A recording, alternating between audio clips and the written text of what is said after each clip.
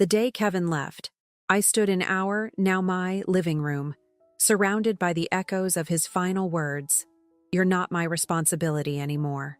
Figure it out yourself." The designer suitcases I had bought him during our better days rolled smoothly across our Italian marble floors, a painful reminder of how I had spoiled him with my inheritance. 7 years of marriage, reduced to the sound of wheels on stone and a door slamming shut. I sank into the leather armchair, my grandmother's last gift to me before she passed away, leaving me what I thought would be financial security for life. If only she could see me now, 35 years old, alone, and nearly broke. The irony wasn't lost on me. I had spent years managing my family's charitable foundation, helping others secure their futures, while letting my husband systematically drain mine. "You don't need to worry about the finances, darling," he would say, flashing that charming smile that had first drawn me to him at a charity gala. "Just trust me." And I did. God, how I trusted him. Every time he came with a new investment opportunity, a new business venture, a new reason why we needed to dip into my inheritance, I signed whatever he put in front of me. After all, wasn't that what a supportive wife did? The first red flag should have been when he insisted I resign from my position at the foundation. "You're working too hard," he'd said, massaging my shoulders one evening. "Let me take care of everything." I remembered how he'd poured me another glass of wine, how he'd talked about starting a family, how he'd painted a picture of a life where I could focus on being a mother and philanthropist while he handled the boring details of our finances. Looking back, I could see how methodically he'd isolated me, first from my career, then from my friends who didn't understand our lifestyle, and finally from my family who were just jealous of our success. Success. I laughed bitterly, looking around at the expensive furniture and art pieces that would soon need to be sold. Everything in this house had been bought with my money, chosen with my taste, and now stood as silent witnesses to my naivety. The letter from the bank sat unopened on the coffee table. I already knew what it said, the same thing the previous 3 had said. Our joint accounts were empty. The investment portfolio he had managed for me was worthless. The properties we had supposedly bought together didn't exist. Even the charitable donations he claimed to have made in my name had been a lie, designed to make me feel like we were still making a difference in the world, while he funneled my money into his personal accounts. I picked up my phone, thumb hovering over my sister Catherine's number. She had tried to warn me, hadn't she?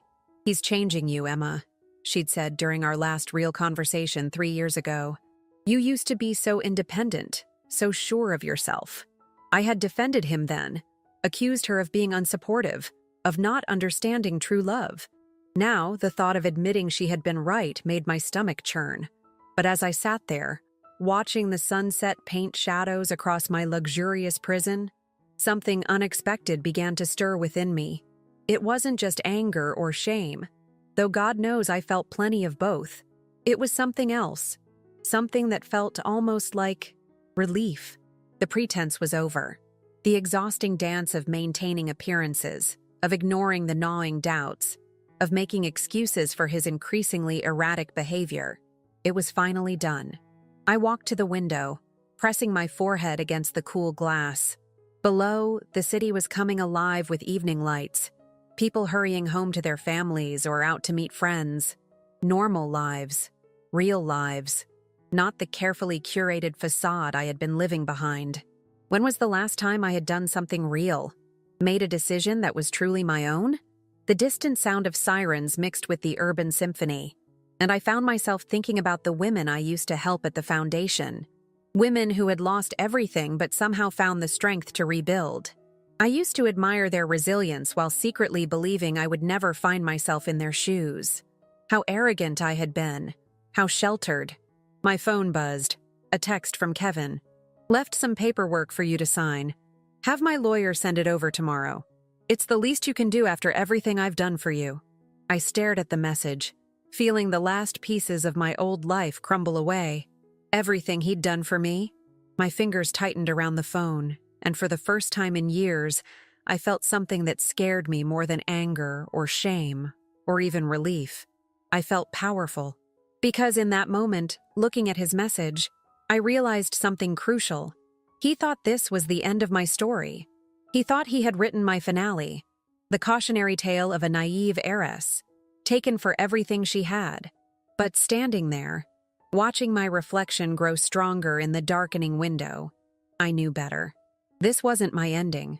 This was my beginning. I picked up my phone again, but this time I didn't hesitate. The line rang twice before my sister's voice, cautious but warm, answered, "Emma?" My voice shook, but my words were clear. "Kathy, I need your help, but not to fix this. I need your help to fight back." The next morning, I woke up to 27 missed calls from Kevin's lawyer and one text from Catherine. "I'm outside. Brought coffee and a forensic accountant." That was my sister, always efficient, always prepared. Standing in my doorway, she looked exactly as I remembered. Sharp blazer, perfectly styled hair, and that mix of concern and determination in her eyes that had made her such a successful district attorney. The woman beside her, introduced as Diana Martinez, carried a laptop bag and had the focused expression of someone who enjoyed unraveling complex puzzles. "First things first," Catherine said, setting down a cardboard tray of coffee on my kitchen island. "Have you signed anything he sent you?"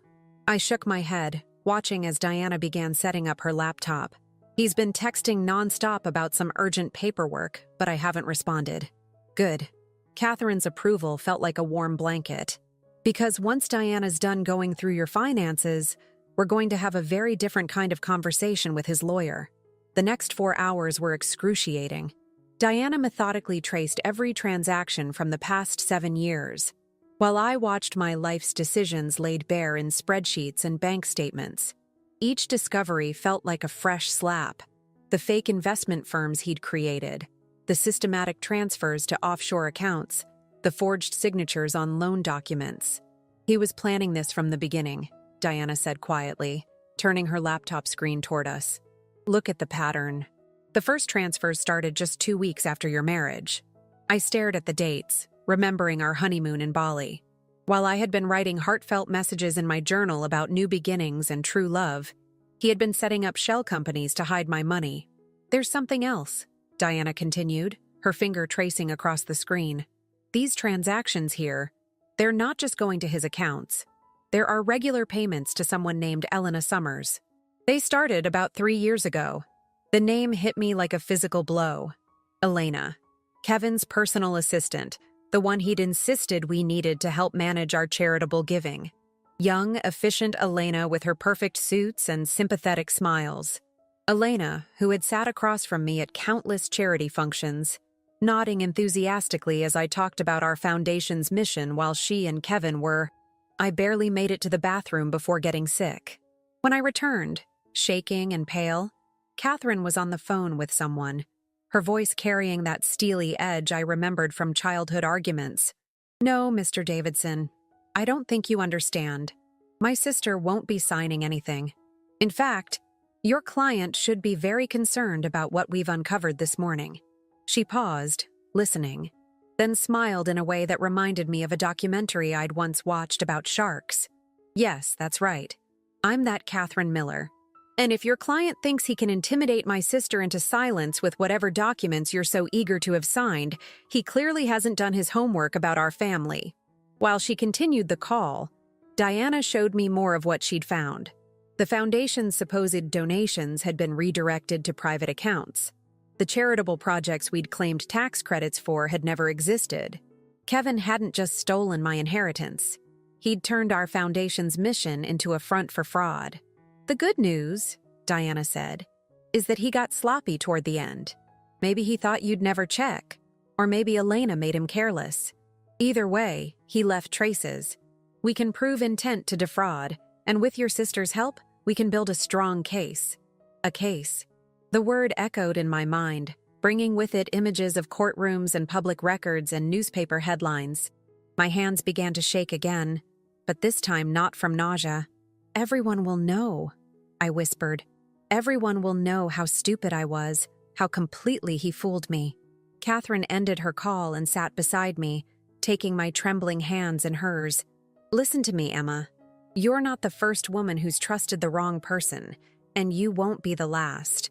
But you have something many others don't: resources, support, and a chance to fight back. The question is, are you willing to do it? I looked around my beautiful kitchen, thinking of all the meals I'd cooked here while Kevin worked late with Elena. All the parties we'd hosted where he'd paraded me around like a trophy while systematically dismantling my life behind my back. Every corner of this house held memories that were turning sour in the harsh light of truth. If we do this, I said slowly, I want something specific. Catherine raised an eyebrow. What's that? I want to rebuild the foundation, not just recover what he stole, but make it stronger, better. All those women we were supposed to be helping, I want to actually help them this time. I want to create something real from all this mess. Diana looked up from her laptop. That could actually work in our favor. Judges tend to look more favorably on plaintiffs who show a commitment to making things right, not just seeking personal retribution. I nodded, feeling something shift inside me.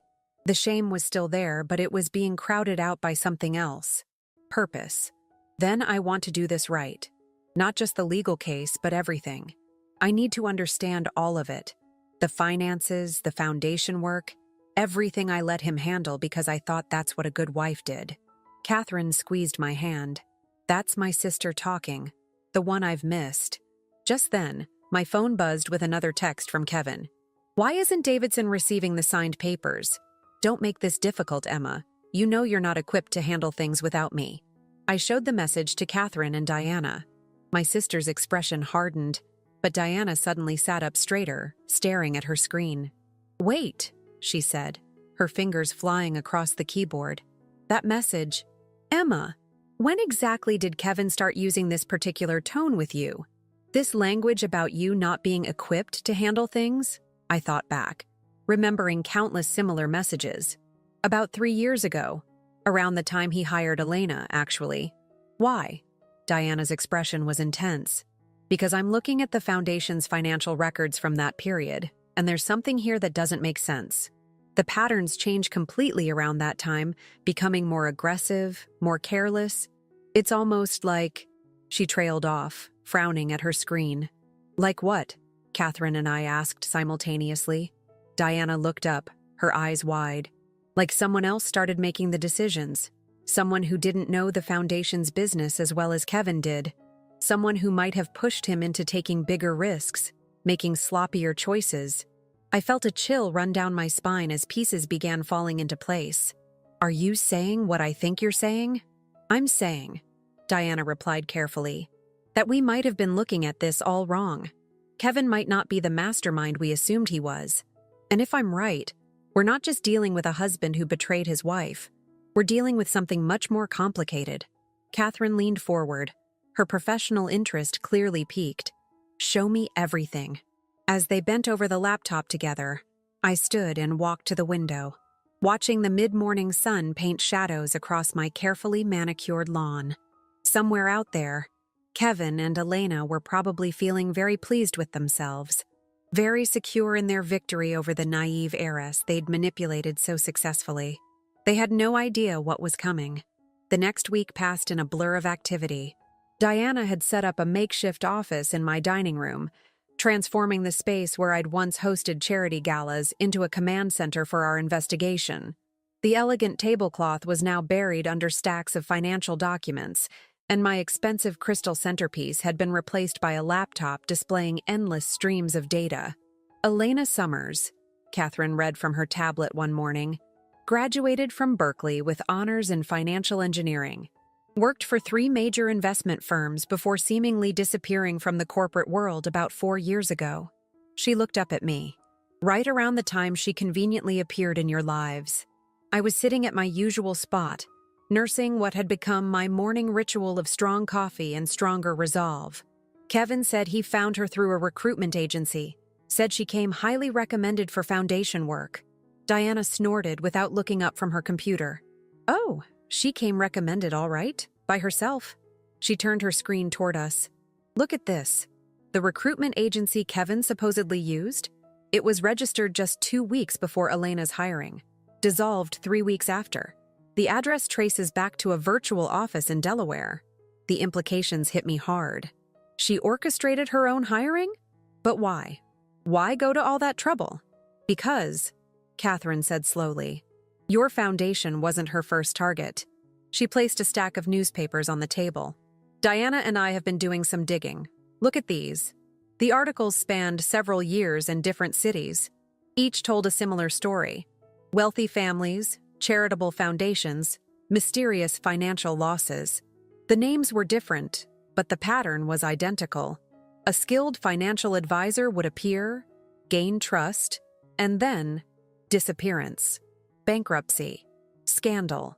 In each case, Catherine explained, the advisor worked through a male partner, someone with social connections, someone who could open doors. But look at the timing of when things went wrong. It always started about 3 years in, just like with us, I whispered, remembering how Kevin had changed around that time, how he'd become more controlling, more insistent about handling everything himself. But if Elena was behind it all, why stay so long with us? Why not disappear like she did with the others? Diana finally looked up from her screen. Because your foundation was different. It had something the others didn't. Legitimate connections to dozens of other wealthy families and their charitable trusts. Through you, Elena gained access to a whole network of potential targets. The realization made me feel sick. All those charity events, all those introductions I'd made, thinking I was helping to expand our foundation's reach. How many other families had Elena marked as future targets? How many other lives was she planning to destroy? I stood up abruptly, needing to move. I have to do something. We have to stop her. We will, Catherine assured me. But we need to be smart about this. Elena's clever. She's been doing this for years without getting caught. We need more than just financial records. What we need, Diana added, is to understand her operation from the inside. We need to know how she turns these men against their families, how she maintains control. I paused by the window, watching a group of joggers pass by outside. They looked so normal, so unconcerned with hidden agendas and betrayals. Kevin? I said suddenly. The answer is Kevin. Catherine frowned. What do you mean? He's her weak link. Think about it. In all these other cases, both partners disappeared together. But Kevin is still here, still sending demanding messages about paperwork, still acting like he's in control. I turned back to them, feeling a plan forming. What if he doesn't know?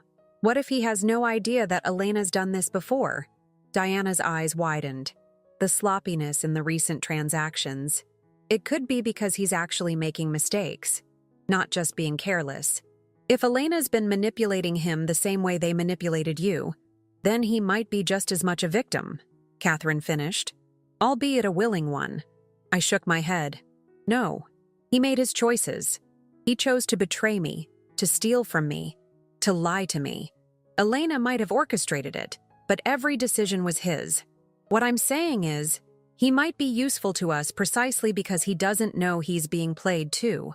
Catherine leaned forward, her prosecutor's instincts clearly engaged. You're thinking of setting a trap. I'm thinking, I said carefully, that it's time I became the kind of wife Kevin always wanted. Weak, dependent, and desperate to sign whatever paperwork he sends my way. Diana looked concerned. That's dangerous. If Elena suspects anything, she won't, I interrupted, feeling more confident by the second. Because she's never seen the real me. None of them have. Kevin spent years convincing everyone, including myself, that I was this helpless socialite who couldn't manage without him. Elena's whole plan probably depends on that being true. I walked back to the table and picked up one of the newspaper articles. The photo showed another ruined family, another destroyed legacy. We have something none of these other families had, advance warning. We know what we're dealing with, and more importantly, I smiled, thinking of all the society events where I'd played the perfect, mindless hostess. We have me, the last person either of them would suspect of fighting back. Catherine studied me for a long moment. It's risky. We'd need to coordinate with law enforcement, set up surveillance, create a paper trail that looks convincing. I can help with that, Diana offered. Make it look like Emma's desperately trying to access frozen accounts, maybe even taking out high-interest loans to maintain appearances. I nodded, feeling a strange calm settle over me. How long would it take to set up? A few days, maybe a week, Catherine replied. But Emma, are you sure about this? It means staying in contact with Kevin, letting him think he's still controlling you. I'm sure, I said, picking up my phone. In fact, I think it's time I answered his messages. After all, a desperate ex-wife should be eager to sign whatever papers her husband sends her way, right? As I began typing a carefully worded response to Kevin, I caught my reflection in the window. For the first time in years, I really looked at myself. Not through Kevin's belittling gaze or Elena's calculating one, but through my own eyes. I saw someone stronger than anyone had given her credit for. Someone who had survived betrayal and was ready to turn it into justice. Little did they know, their perfect victim was about to become their worst nightmare. I hit send on the message. Kevin, I'm sorry for the delay. You're right. I can't handle this on my own. Can we meet to discuss the paperwork? I just want this to be over. Within seconds, his reply came through. Finally seeing reason. Elena and I can meet you tomorrow at the house. 2 p.m. Don't be late. I showed the message to Catherine and Diana. And so it begins. Emma, Catherine said softly, what happens if this works? If we catch them, expose everything. What then? I looked around at the dining room, transformed from a showcase of wealth into a war room for justice. Then I rebuild, not just the foundation, but myself. And this time, I won't let anyone else write my story. Diana's laptop pinged with an alert. Speaking of stories, she said, her voice tense. You need to see this. Elena's been busy this morning. She just registered a new charitable foundation. And guess who's listed as a potential board member? She turned the screen toward us, and I felt my blood run cold. The name on the application was someone I knew well, another wealthy woman from my social circle, recently widowed, known for her generous charitable giving. They're already moving on to their next target, Catherine breathed. I straightened my shoulders, feeling the last traces of hesitation fall away. No, I said firmly. They're not, because tomorrow at 2 p.m., their whole operation begins to unravel, and I'm going to be the one holding the thread. The next day, I sat in my living room, watching the clock inch toward 2 p.m. Catherine and Diana were stationed in a borrowed apartment across the street, monitoring everything through carefully hidden cameras and microphones. My hands were trembling slightly, but not from fear, from anticipation. I'd spent the morning preparing, not just my strategy, but my appearance. Gone was the confident woman of the past few days. Instead, I wore an outfit that subtly suggested desperation. An old designer dress that hung slightly loose, as if I'd lost weight from stress. My makeup was carefully applied to hint at sleepless nights. Every detail had been chosen to tell the story they expected to see. A broken woman, ready to surrender. At exactly 2 p.m., I heard the familiar sound of Kevin's key in the lock. He'd kept it, of course. Another small assertion of power. He entered first, Elena close behind him. The sight of them together, so comfortable in their intimacy, still hurt, but now the pain felt distant, like an old scar rather than a fresh wound. Emma, Kevin said, his voice carrying that familiar mix of condescension and false concern. You're looking exactly as expected. Elena moved efficiently, setting up her laptop on the coffee table. She was wearing one of her signature perfectly tailored suits, her blonde hair pulled back in a severe bun. Let's make this quick, she said, not quite meeting my eyes. We have the paperwork ready. Once you sign, we can all move forward. I nodded meekly, playing my part. I want to understand what I'm signing. You always said I should understand the paperwork, Kevin. A subtle reminder of his past manipulations, designed to make him feel secure in his control.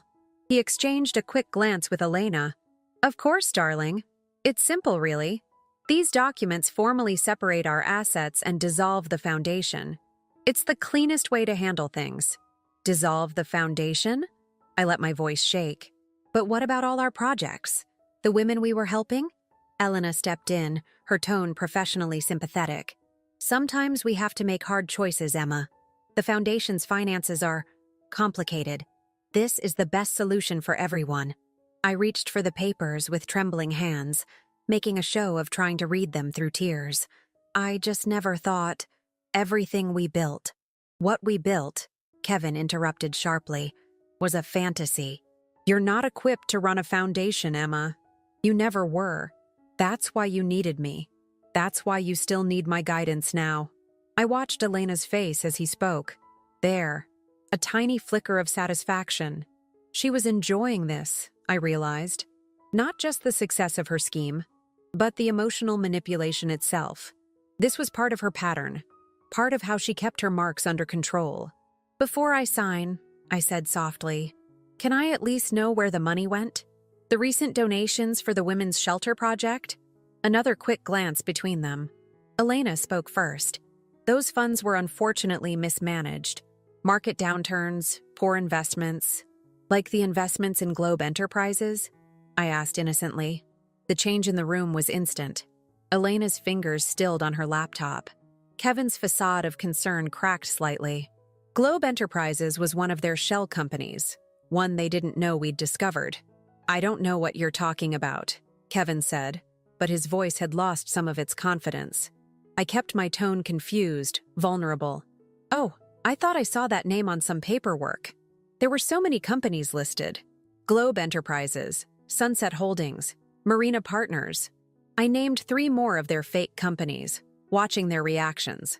Elena's professional mask slipped for just a moment, showing something harder underneath. Those are legitimate investment vehicles, Emma.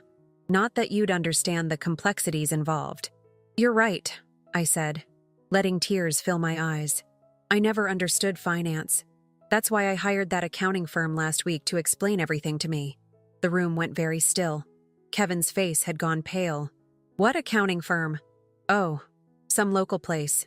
Diana something. They're still going through everything, but they said they'd have a full report soon. I just wanted to understand before I signed anything. Elena stood abruptly. This meeting is over. We'll reschedule once you're thinking more clearly, Emma. But Kevin wasn't moving. He was staring at me like he was seeing me for the first time. Diana Martinez? He asked, his voice hoarse. I widened my eyes innocently. Yes, that's it. Do you know her? Elena grabbed Kevin's arm. We're leaving. Now. Why? I asked, letting steel enter my voice for the first time. Is there something about Diana Martinez that concerns you, Elena? Or should I call you Rebecca Thompson? That was your name in Seattle, wasn't it? Before the Harrison family's foundation mysteriously collapsed? The transformation was stunning. Elena's professional polish vanished, replaced by something cold and dangerous. Who have you been talking to? Does it matter? I stood slowly, dropping all pretense of weakness. What matters is what I've found, what Diana's found, what the FBI is currently finding in all those clever little shell companies you set up. Kevin looked between us, confusion and fear warring on his face. Elena, what is she talking about? What happened in Seattle? She's lying, Elena snapped. She's desperate, trying to cause trouble. No, I said calmly. I'm finally telling the truth, just like the Harrisons did, and the Montgomerys in Chicago, and the Pearsons in Atlanta. Should I go on? Elena moved with surprising speed, grabbing her laptop and heading for the door. But Kevin caught her arm. Wait, what does she mean, Elena? What happened to those families? I pressed the advantage. Show him, Elena. Show him what happened to every family you've targeted. Show him what you're planning to do to Margaret Webster's foundation next. Kevin's grip tightened. Margaret. My Margaret. And there it was. Elena's biggest mistake. In her confidence, she'd started setting up her next scheme without telling Kevin, planning to use his new girlfriend just as she'd used him with me. Let go of me, Elena snarled, trying to pull away. The FBI is outside, I said quietly, and inside, and across the street. It's over, Elena. The only question is whether Kevin wants to go down with you, or if he's ready to admit how completely you played him too.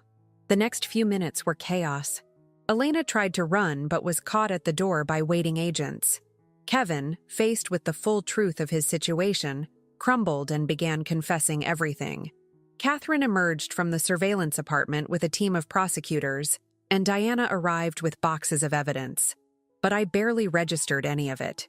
I stood at my window, watching Elena being led away in handcuffs. thinking about all the other women like me who'd lost everything to her schemes. This wasn't just about my recovery anymore. It was about justice for all of them. Hours later, after the statements had been taken and the evidence collected, Catherine found me still standing at that window. "You did good," she said softly. "Really good. But Emma, there's something you should know." I turned to face her, noting the concern in her expression. "What is it?" Elena didn't work alone in those other cities. She had a whole network, and based on what we found on her laptop, Catherine hesitated. "Some of them are still out there, and they know what you did today." I felt a chill run down my spine, but straightened my shoulders. "Let them come," I said firmly. "I'm not hiding anymore." Catherine squeezed my hand. "No, you're not. But Emma, this isn't over. It's just beginning." The weeks following Elena's arrest passed in a blur of depositions, legal meetings, and sleepless nights. My house, once a symbol of my naivety, had become a fortress. Diana had insisted on installing a new security system, and Catherine had moved in temporarily, just to be safe. But the real changes weren't in my surroundings. They were in me. I was reviewing foundation documents in my study when Margaret Webster's call came through. Her voice was shaking. "Emma, I need to talk to you. About Kevin. About Elena." My heart clenched. Margaret, Kevin's new girlfriend, the woman who'd nearly become Elena's next victim. "Come over," I said without hesitation. "Right now." She arrived 20 minutes later, clutching her designer handbag like a shield. The Margaret who walked into my study bore little resemblance to the confident socialite I'd known for years. Her perfectly maintained facade had cracked, revealing the frightened woman beneath. "Kevin told me everything," she said, sinking into a chair. "About the foundation, the fraud, Elena's other victims. But there's something else." She opened her bag with trembling hands and pulled out a letter. "This arrived this morning." I took the letter, feeling my pulse quicken as I read. It was a warning, elegantly worded but unmistakably threatening. If Margaret cooperated with the investigation into Elena's network, certain unfortunate revelations about her late husband's business dealings would find their way to the press. "They're trying to silence you," I said quietly. Margaret nodded, tears spilling down her cheeks. "Thomas's reputation, our children. I can't let them destroy everything he built, but I can't stay quiet about what Kevin and Elena were planning either. I don't know what to do." I studied the letter again, noting the sophisticated language, the high-quality paper. This wasn't some common blackmail attempt. It was calculated, professional. Elena's network was well-connected and well-resourced. "Tell me everything you know about your husband's business," I said. "Every detail you can remember." For the next 2 hours, Margaret talked while I took notes. Thomas Webster had been a brilliant businessman, but like many successful people, he'd made enemies and compromises along the way. Elena's network had obviously done their research, finding pressure points they could exploit. But as Margaret spoke, something started nagging at me. The details she shared about Thomas's business dealings, they weren't just similar to what I remembered about my family's business. They were identical in some places. "Wait," I interrupted her. "That development project in Phoenix? When did you say that happened?" 2015. It was one of Thomas's last major deals before he got sick. I pulled up some old files on my laptop. My father was involved in a similar project that same year. The numbers you're describing, they're exactly the same. Margaret frowned. "That's impossible. Thomas handled everything personally.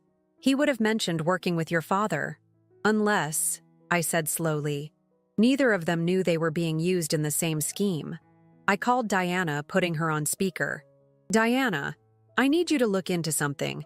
Cross-reference the Webster Development Group's projects from 2015 with my father's business records from the same period.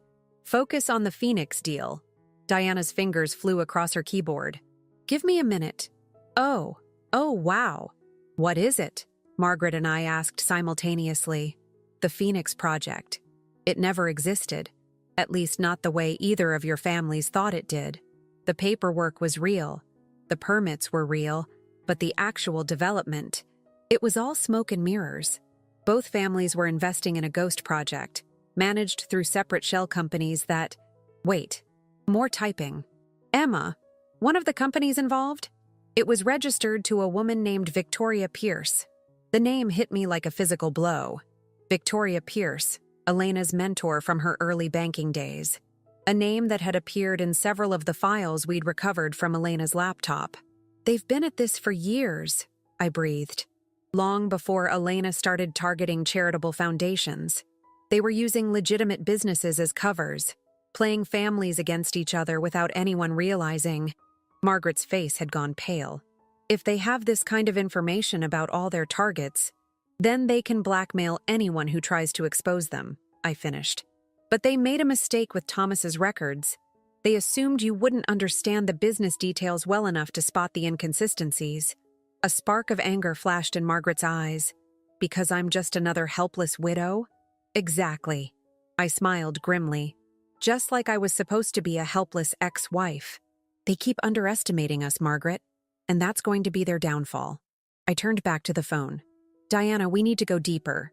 Look for similar patterns in all the families Elena targeted.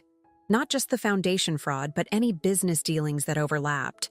Margaret and I will go through Thomas's records, compare them with my father's. What are you thinking? Diana asked.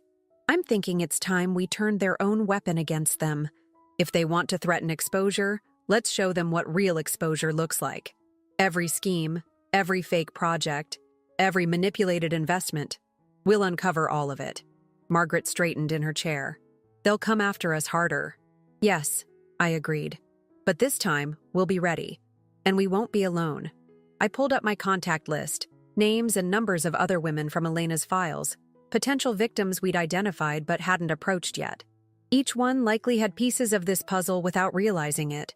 Each one had been chosen because they seemed vulnerable, easily manipulated. What Elena's network didn't understand was that they hadn't created our vulnerability. They had created our strength. Every woman they'd targeted, every family they'd tried to destroy, was now a potential ally in exposing their entire operation. Margaret, I said, how would you like to help me make some calls? She wiped her tears away, determination replacing fear in her expression. Who are we calling first? Victoria Chen in San Francisco. Her late husband's technology company was involved in another ghost project in 2016. She probably has no idea she's on their target list for this year. I picked up my phone, then paused. Margaret, are you sure about this? Once we start, there's no going back. She pulled out her own phone, her hand steady now. Emma, they tried to destroy everything my husband built. They planned to use Kevin to manipulate me the same way they used him with you. And worst of all, they thought we were too weak to fight back. I smiled, recognizing the same steel I'd found in myself. Then let's prove them wrong. As we began making calls, I caught our reflection in the window. Two women they'd dismissed as easy targets, now become their worst nightmare. Outside, the sun was setting on another day, but for us, it felt like dawn. The war was just beginning. The conference room at Catherine's law firm had become our war room. Around the massive oak table sat 7 women, each with her own story of betrayal, each bringing pieces of a puzzle we were finally assembling. Victoria Chen from San Francisco, Rebecca Torres from Miami, Helen Blake from Chicago. Survivors and potential targets, all drawn together by the web of deception we'd uncovered. They approached my COO last month, Victoria was saying, her fingers drumming nervously on her tablet. A partnership proposal for my tech company. The representative was a man named Michael Crawford. Crawford? Diana looked up from her laptop. He was Elena's contact in the Seattle operation. Same pattern. They're using men in positions of trust to gain access. I studied the documents projected on the wall. A complex web of shell companies, fake investments, and manipulated records spanning a decade. They're not just stealing money, I said slowly. They're collecting leverage. Every family they target, every business they infiltrate, they're building a network of compromised people they can use later. Helen Blake nodded grimly. That's how they silenced me in Chicago. They had evidence of my husband's irregular trading practices they'd orchestrated without his knowledge. When I started asking questions about our foundation's missing funds, they threatened to expose everything. But they made a mistake. Rebecca Torres added, her Miami accent thick with determination. They thought we would stay isolated, too ashamed or scared to reach out to each other. She was right. Elena's network had counted on their victims' silence, on our collective fear of scandal and exposure. They never expected us to find each other, to compare notes, to realize that our separate tragedies were part of a larger pattern. Catherine stood at the head of the table, prosecutor mode in full force. We've identified 37 potential victims across 12 cities. 22 have agreed to cooperate with our investigation. The pattern is consistent. They target wealthy families, particularly those with charitable foundations or complex business holdings. They use male partners to gain trust, female operatives to manage the actual fraud. Like a twisted mirror of our own social networks, Margaret observed quietly. They use our own connections against us, our trust in each other. I was about to respond when my phone buzzed. The message made my blood run cold. You should be careful who you invite into your little support group, Emma. Not everyone is who they claim to be. I showed the message to Diana, who immediately began typing. It's from a burner phone, but the timing. Someone in this operation knows what we're doing. I finished. They know about this meeting. The room went silent as implications sank in. 7 women, 7 stories. But what if one of those stories was false? What if Elena's network had planted someone to monitor our investigation? I looked around the table, seeing the same suspicion dawn in every face. These women had already had their trust betrayed once. The idea that it might be happening again. This is exactly what they want, I said firmly, standing up. They want us to doubt each other, to fragment our alliance before it becomes too strong. How can we be sure? Victoria asked, her tech entrepreneur's mind clearly running scenarios. How do we know we can trust everyone here? I took a deep breath. Because I'm going to show you everything. Not just what Elena and Kevin did to me, but every mistake I made, every warning sign I ignored. Complete transparency. Then each of you can do the same. No secrets, no hidden shames. That's how we beat them, by taking away their power to threaten us with exposure. Margaret stood next to me. I'll go next. Everything about Thomas's dealings. Everything they tried to use against me. One by one, the others nodded.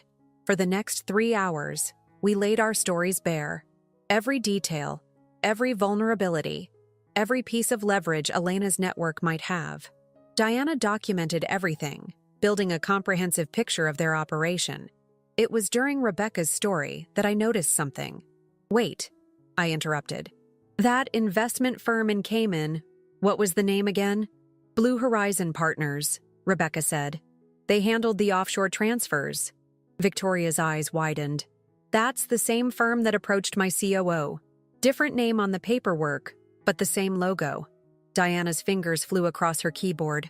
The logo was registered to a holding company owned by Victoria Pierce, Elena's mentor. And look at this, Helen added, pulling up documents on her tablet. The same firm, operating under 3 different names, shows up in Chicago real estate records.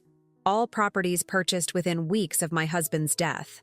A pattern was emerging, not just of fraud, but of something larger. They weren't just stealing money and collecting leverage. They were building something. Properties. I muttered, an idea forming. Diana, can you pull up a map? Show us every property purchase linked to their shell companies. The map that appeared on the wall was a revelation. Dozens of properties across major cities, all purchased through different fronts but ultimately controlled by the same network. Office buildings, residential developments, commercial spaces, a real estate empire built on stolen money and broken lives. This isn't just fraud, Catherine said slowly. This is a takeover. They're using our money, our connections, our reputations to build legitimate business holdings. Every family they destroy gives them more capital, more leverage, more respectability. And with each success, they get bolder, I added. Elena was just one operative. Victoria Pierce is the real power. She's building an empire one ruined family at a time. My phone buzzed again. Smart girl, Emma. You're finally seeing the bigger picture. But can you see the whole board? Check your email. The email contained a single attachment, a list of names. I recognized most of them. Prominent families, successful businesswomen, charitable foundation directors. At the bottom was a note: next year's targets. Stop now or they all get special attention. I looked around the room at these extraordinary women, each chosen because they seemed vulnerable, each now transformed by adversity into something stronger. They think this will make us back down, I said, sharing the email. They think threatening more victims will scare us into silence. They don't know us very well, do they? Rebecca smiled grimly. No, I agreed. They don't. And that's going to be their downfall. Because we're not just going to expose them. We're going to take everything they built with our money and use it to protect their future targets. Margaret raised an eyebrow. How? By doing what they never expected, working together openly. Every woman on that target list needs to be warned. Every property they bought needs to be investigated. Every shell company needs to be exposed. And most importantly, I smiled, feeling a plan take shape. We need to send Victoria Pierce a message. What kind of message? Helen asked. The kind that shows her we're not hiding anymore. The kind that proves her biggest mistake wasn't stealing our money. It was underestimating our strength. As we began planning our counterstrike, I caught Diana watching me with a strange expression. What is it? I asked. I was just thinking, she said, about how different you are from the woman I met a few months ago. The one who could barely look at her own bank statements. I looked around at our unlikely alliance, the widow, the tech entrepreneur, the real estate developer, the investment banker. Each of us transformed by betrayal into something stronger, something unbreakable. We all are, I said softly. That's what they never understood. They thought they were breaking us. Instead, they were forging us into weapons. The day we struck back started like any other, but I could feel the electricity in the air. Our plan had taken weeks to prepare, coordinating across cities, gathering evidence, setting up our pieces. Victoria Chen's tech expertise had helped us trace the digital footprint of Pierce's organization. Helen Blake's real estate connections had mapped their property holdings. Margaret's financial acumen had untangled their complex web of transactions. We were ready. I sat in my study, watching the morning news, waiting for the first domino to fall. Right on schedule, the breaking news banner flashed across the screen. Major financial fraud investigation launched. Multiple cities involved. My phone lit up with a message from Catherine. It's done. Simultaneous raids in 12 cities. Pierce's main office was empty, but we got the servers. I allowed myself a small smile. We'd known Victoria Pierce wouldn't be caught easily, but her servers were what we really wanted. Years of records, correspondence, evidence of every family they'd destroyed, and more importantly, proof of every legitimate business unwittingly caught in their web. The next message came from Diana. You need to see this. Coming over. She arrived 20 minutes later, laptop in hand, her face tense. Remember those property records we found? The ones showing Pierce's real estate empire?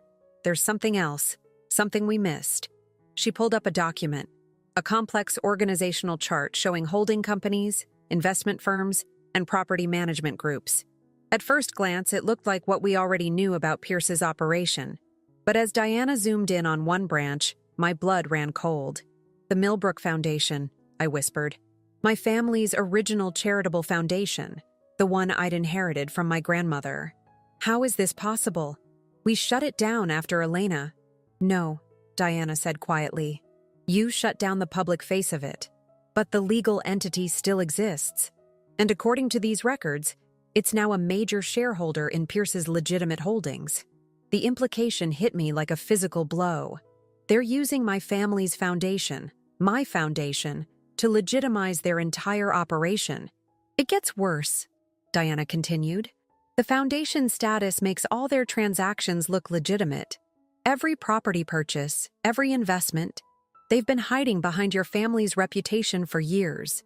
Even before Elena targeted you. I sank into my chair, memories flooding back. All those charity galas, all those careful introductions. I wasn't just Elena's victim, I realized. I was their unwitting front person. Every connection I made, every family I introduced to our foundation's work. You were helping them identify targets, Diana finished gently. But Emma, you couldn't have known. My phone buzzed. An unknown number. The message made my skin crawl. Finally figured it out, did you? You were always our best investment, Emma. Such a perfect mix of wealth, connections, and naive idealism. Elena's only mistake was getting greedy too soon. Another message followed. But now you've forced our hand. Check your email. You have 1 hour to call off the investigations, or everyone learns how deeply you were really involved. The email contained documents, photos, records, all carefully selected and manipulated to make it look like I'd been a willing participant in Pierce's scheme from the beginning. Meetings with investors that I'd thought were for the foundation, now framed as conspiracy. Introductions to other families, portrayed as deliberate targeting. My signature on foundation documents, repurposed to seem like knowing authorization of fraud. They're going to destroy me, I whispered. No, a voice said firmly from the doorway. I looked up to see Margaret standing there, phone in hand. They're going to try, and they're going to fail.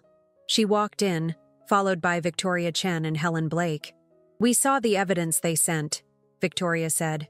My team's already analyzing it. The digital manipulation is good, but not perfect. We can prove it's fabricated, but it'll take time, I pointed out. Time we don't have. Once they release this, let them. Helen interrupted. Let them try to paint you as the villain, because we're going to tell a different story. All of us. Margaret nodded.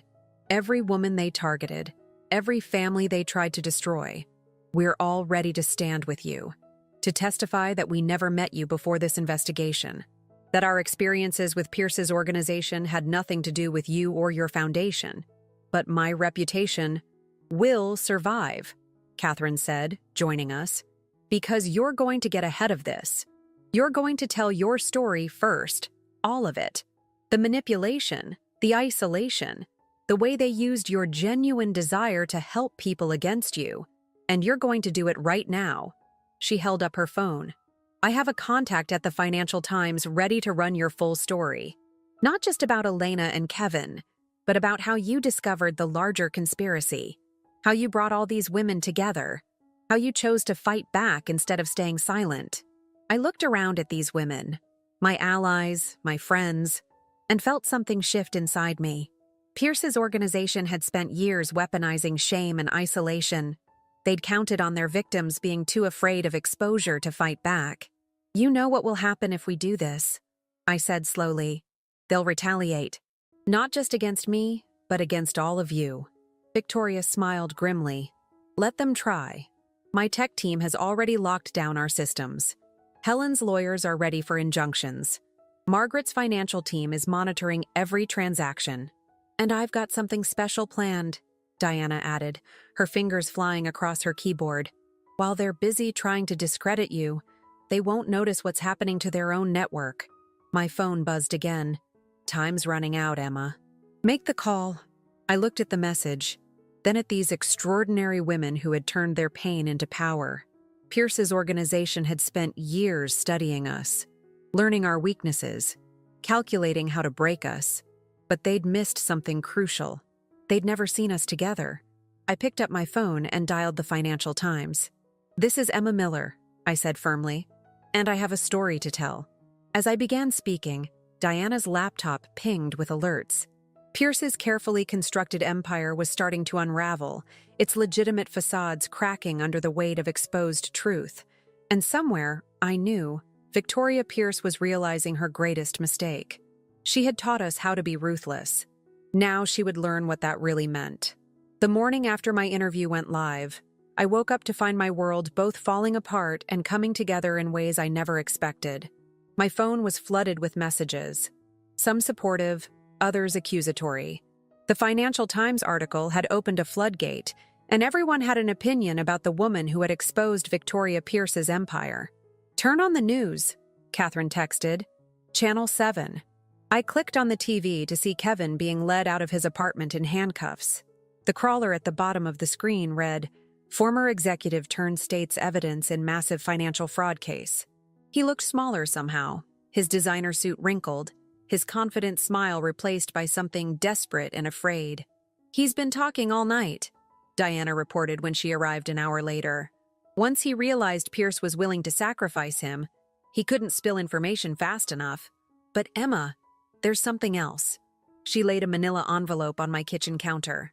Inside were photos, surveillance shots of me at various charity events over the years. In each one, Victoria Pierce was visible in the background, watching, assessing. She had me under observation long before Elena came into the picture, I realized. She was studying me, learning my patterns, my weaknesses. Not just you, Diana said grimly. Look at the dates. The photos spanned back further than I expected, all the way to my college years. There I was at graduation, at my first charity gala, at my grandmother's funeral. Pierce had been watching me for over a decade, patiently waiting for the right moment to strike. My hands shook as I set down the photos. How did you get these? Anonymous delivery. With this. She handed me a note written in elegant script. You're playing a game you don't understand, Emma. Ask yourself, who really chose Elena? Who guided Kevin to your foundation? Nothing in your life has been accidental. Nothing. I felt the room spin slightly.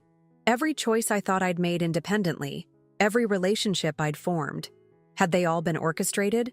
Had I ever truly been free? My phone rang. Margaret. Emma, turn on your computer. Now. I opened my laptop to find my email flooded with notifications.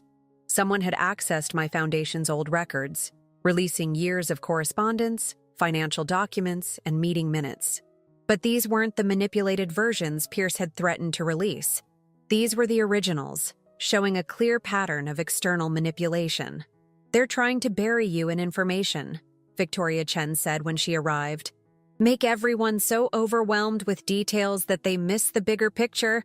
Classic misdirection. But something caught my eye in the flood of documents. A familiar name that shouldn't have been there. Wait, I said, clicking through files. This can't be right. Diana leaned over my shoulder. What is it? These board meeting minutes from 15 years ago. Look who was present. Dr. Elizabeth Pierce, listed as a consultant. Elizabeth Pierce? Catherine frowned. Any relation to Victoria? Her mother, I whispered, memories suddenly clicking into place. She was my grandmother's doctor, the one who treated her during her final illness, the one who advised her about setting up the foundation's succession. The implications were staggering. This hadn't started with me. It had started with my grandmother. Pierce's organization had been playing a much longer game than any of us realized. My phone buzzed with another message from an unknown number. Now you're understanding. Your grandmother's foundation wasn't just a target. It was the blueprint. Every other family we've taken apart, we learned how to do it by watching yours crumble from the inside. You should be proud, Emma. Your family's destruction taught us everything we needed to know. I felt sick, but something else was building inside me. A cold, clear anger. Diana, can you trace these messages? She shook her head. They're bouncing through too many proxies. But what?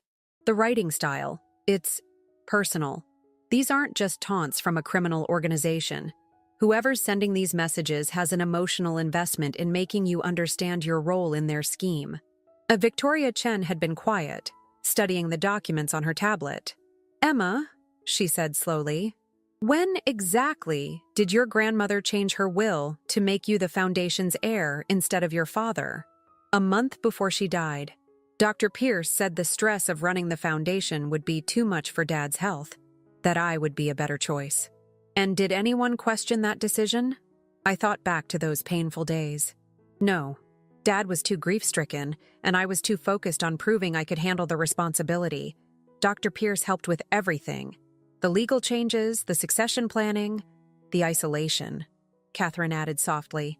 The slow separation from your family's business experience. The push toward charitable work instead of financial management. They didn't just target me, I realized. They created me. Shaped me into exactly the kind of victim they needed. My phone buzzed one final time. Come alone to 1879 Riverside Drive at midnight if you want to understand why. Just you, Emma. No police, no friends, no allies. Time to finish what your grandmother started. The address was familiar. An old riverside mansion that had belonged to my family before my grandmother sold it in her final years. The perfect setting for whatever endgame Pierce had planned. It's a trap, Catherine said immediately. Of course it is, I agreed. But it's also answers. Real ones. Not just breadcrumbs they've been leaving to torment me. You can't seriously be considering going, Margaret protested. I looked around at these women who had become my strength, my support, my family in all the ways that mattered. No, I said finally. I'm not considering it. I'm definitely going. Emma, but not the way they expect. I turned to Victoria Chen. How quickly can your tech team set up surveillance on that address? A slow smile spread across her face. Already on it. Helen, I continued, the property records for that mansion. Pulling them up now, she nodded. Margaret, we'll need financial tracking on every account connected to that address. Already started. I felt a fierce pride in this team we'd built, this alliance forged from shared pain and determination. Pierce's organization had spent years teaching us how to be victims. Now we would show them what we'd really learned, how to be survivors. They want to show me why they chose my family? I said, strength flowing into my voice. Fine, let's go see. But this time, I'm not walking in alone and unprepared. This time, I'm bringing an army. As we began planning, I caught my reflection in the window. I barely recognized the woman looking back at me. And that, I realized, was exactly the point. Pierce's organization had tried to shape me into their perfect victim. Instead, they had created their perfect nemesis. The old mansion loomed against the midnight sky, its Victorian architecture a shadow of my childhood memories. I stood at the wrought iron gates, remembering summer afternoons spent in its gardens, family dinners in its grand dining room, and the last time I'd seen my grandmother alive within its walls. Everything's in place. Victoria Chen's voice came through my hidden earpiece. Her surveillance team had transformed the surrounding area into an invisible web of cameras and sensors. We've got eyes on every entrance and exit. Movement on the second floor, Diana added. 3 heat signatures in the main study. I took a deep breath, straightened my shoulders, and pushed open the gate. The gravel path crunched under my feet as I approached the front door. The same door I'd run through countless times as a child, never knowing I was being watched, assessed, groomed for this moment. The door opened before I could knock. An elegant woman in her 60s stood in the foyer, her silver hair perfectly styled, her posture regal. I recognized her immediately from the photos in my grandmother's medical files. Dr. Elizabeth Pierce. Emma, she said warmly, as if greeting a long-lost relative. You've caused quite a lot of trouble, my dear. That seems to run in my family, I replied evenly. Doesn't it, doctor? She smiled. The same calculating smile I'd seen in her daughter Victoria's photos. Come into the study. There's someone else who's been very anxious to see you. I followed her up the familiar staircase, noting the empty spots where family portraits had once hung. The study door opened to reveal Victoria Pierce herself, standing by the fireplace in an impeccable business suit. But it was the third person in the room who made my heart stop. Hello, Emma, my father said quietly. I hadn't seen him in 3 years. Not since the fight about Kevin, about the foundation, about all the things I thought I understood, but clearly hadn't. He looked older, tired, but his eyes were clear and sad. Dad? My voice cracked slightly. What are you doing here? Finishing what he started 15 years ago, Victoria Pierce answered. Or rather, what we started. Sit down, Emma. It's time you understood your inheritance. I understand enough, I said, remaining standing. You used Dr. Pierce to manipulate my grandmother's will, to position me as the perfect target. You spent years watching me, shaping me, waiting for the right moment to strike. Elizabeth Pierce laughed softly. Oh, my dear. You still think this was about money? About your little foundation? Look around you. Look at this house. Your family's house. Do you know why your grandmother really sold it? She said it was too much to maintain. She sold it, my father interrupted, because she found out what they really were, what they'd been doing to families like ours for generations. Victoria moved to the desk, pressed a button, and a hidden panel in the wall slid open. Inside was a safe, and inside that, your grandmother's research, Elizabeth said. Everything she uncovered about our organization, about the families we'd shaped, the fortunes we'd guided, the power we'd accumulated. She was brilliant, your grandmother. She almost exposed everything. So you killed her, I whispered, the truth finally clicking into place. We gave her a choice, Victoria corrected. The same choice we're giving you now. Join us, Emma. Be part of something larger than just another charitable foundation. We don't just take from families like yours. We transform them. We create dynasties. By destroying people? By manipulating and stealing and… by identifying potential, Elizabeth interrupted. By finding people like you, compassionate, intelligent, capable of being shaped into something greater. Your grandmother understood that in the end. Why do you think she really made you her heir? My father stepped forward. Emma, I tried to protect you from this. When your grandmother discovered what they were, what they wanted from our family, she thought she could fight them. But they're too powerful, too entrenched. The only way to survive is to join them. Is that what you did, Dad? Is that why you stayed away? Why you let them isolate me? I thought if I distanced myself, they might leave you alone. But they'd already chosen you, hadn't they? He looked at the Pierce women. From the very beginning, Victoria smiled. You have your grandmother's instincts, Emma. Her ability to connect with people, to inspire trust. But you also have something she lacked. The ability to learn from pain, to transform it into strength. Look what you've accomplished in just a few months. Imagine what you could do with our resources, our network. Your criminal enterprise, you mean? Our legacy, Elizabeth corrected. For centuries, families like yours have held power through accident of birth. We simply redistribute that power, guide it into more capable hands. Like Elena? I asked sharply. Is that why you sent her to destroy me? Elena was a test, Victoria said dismissively. One you passed, by the way. She was crude, obvious, exactly the kind of threat we knew you could identify and overcome. The perfect catalyst for your transformation. My mind raced, pieces falling into place.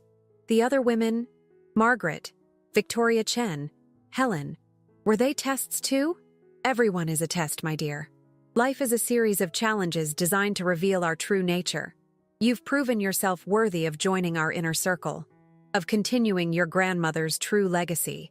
I walked to the window looking out at the city lights. In my earpiece, I could hear Diana whispering that backup was in position, that we could end this now. But something held me back, a need to understand completely. What happens if I say no? Elizabeth sighed. Then everything you've built crumbles. Your new alliance, your reputation, your dreams of rebuilding your foundation, all gone. We've spent generations perfecting the art of destruction, Emma. Don't force us to demonstrate it again. I turned back to them, seeing not powerful puppet masters, but something else, something almost pitiful. You know what I've realized? You're not visionaries or reformers. You're parasites. You can't create anything on your own, so you feed off the real connections, the real strength of families like mine. Careful, Emma, Victoria warned. You're not seeing the bigger picture. No, I'm seeing it clearly for the first time. My grandmother didn't make me her heir because she saw darkness in me. She chose me because she saw light, the same light she was trying to protect from people like you. I pressed the signal button in my pocket. Throughout the house, doors burst open as federal agents poured in. Victoria and Elizabeth's faces transformed from confidence to shock as they realized every word had been broadcast, every confession recorded. You're right about one thing, I said as they were led away in handcuffs. I did learn from pain. I learned how to fight back, how to protect others, how to build something real instead of feeding off other people's dreams. My father stood in the chaos, looking lost. Emma, I'm so sorry. I thought I was protecting you. I took his hand. Then help me protect others. Help me rebuild our foundation into what it should have been all along. A force for real change, not just a front for power games. Hours later, I stood in my kitchen with Margaret, Victoria Chen, Helen, Diana, and Catherine. Dawn was breaking over the city, painting the sky in colors of hope. What now? Margaret asked softly. I looked at these women who had become my family, my strength, my future. Now we do what we promised. We rebuild. We help others. We turn every lesson they taught us about power and manipulation into something positive. There'll be others like Pierce out there, Diana warned. Good, I said firmly. Because now there are people like us out here too, and we're not hiding anymore. My phone buzzed one last time, a message from an unknown number. You'll never find all of us. I smiled, thinking of the network we'd built, the strength we'd found, the future we were creating. Watch us, I whispered, and turned off my phone. The sun rose fully, flooding my kitchen with light. Outside, the city was waking up to headlines about Pierce's organization, about corruption exposed and justice served. But in here, in this room full of survivors turned warriors, we were already looking ahead. They had tried to break us, to shape us into victims or collaborators. Instead, they had forged us into protectors, into builders, into the very thing they feared most, women who refused to be controlled. My grandmother would have been proud. And finally, so was I.